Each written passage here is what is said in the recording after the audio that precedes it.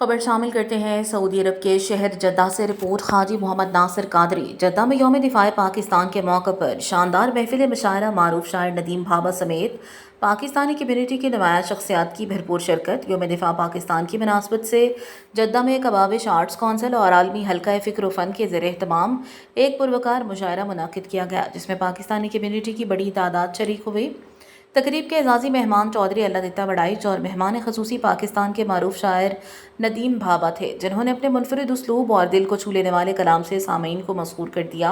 इस मौके पर मेज़बान शोरा ताशिफीन सैयद फैसल तुफैल और आफ्ताब तुराबी ने वतन से मोहब्बत और कुर्बानी के जज्बे पर मबनी कलाम पेश करके हाजरीन से खूब दाद समेटी।